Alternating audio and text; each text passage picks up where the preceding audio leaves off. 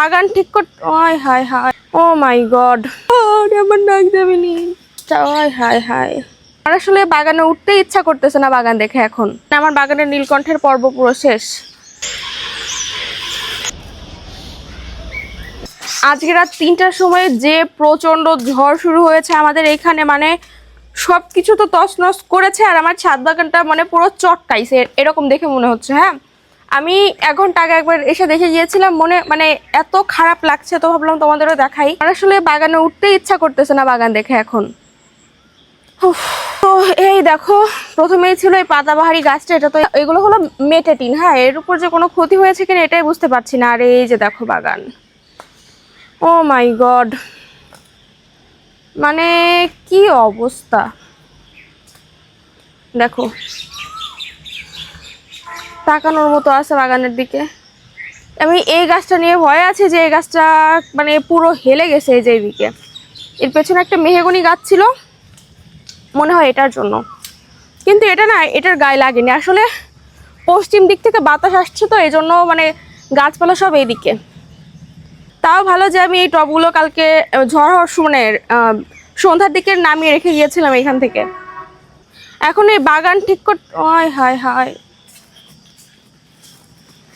এখন এই বাগান ঠিক করতে লাগবে অন্তত 2 দিন, মানে যে অবস্থা এটা গোছাতে। আর এই মেহগনি গাছগুলো অবশ্যই কাটা লাগবে, কারণ এই গাছগুলো একেবারে মানে হেলে চলে এসেছে ছাদের উপর। আর এই যে এখানে যে নীলকণ্ঠের গাছটা ছিল, দেখো এই গাছটা তো নেই, কোনো চিহ্নই খুঁজে পাওয়া যাচ্ছে না কোথায়।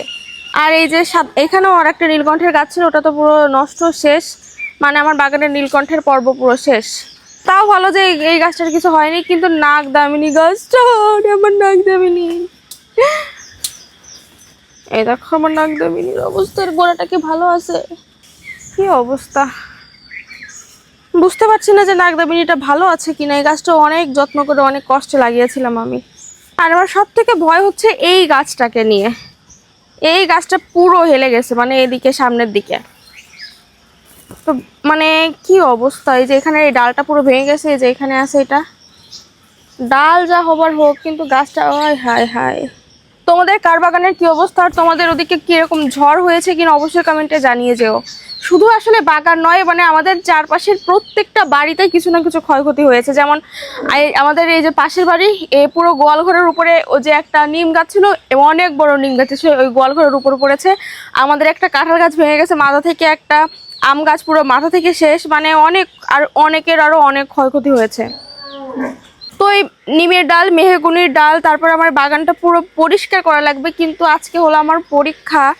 তো যাই হোক, বাগান তো এই মুহূর্তে গোছানো সম্ভব নয়, মানে পুরো চটকায় রেখে গেছে আমার বাগানটাকে, এমন পরিমাণে চটকাইছে যে এই পরিষ্কার করা এখন সম্ভবই না কোনোভাবে। তো কলেজ থেকে আসার পর সব পরিষ্কার করবো, আর কিভাবে সব পরিষ্কার করে ওটা তোমরা মানে কিভাবে আবার বাগানটাকে নতুন করে সাজায়, ওটা তোমরা নেক্সট ব্লগে দেখতে পারবে। আর তোমরা যেখানে থাকো ওখানেও কি এরকম ঝড় হয়েছে কিনা অবশ্যই কমেন্টে জানিয়ে যেও।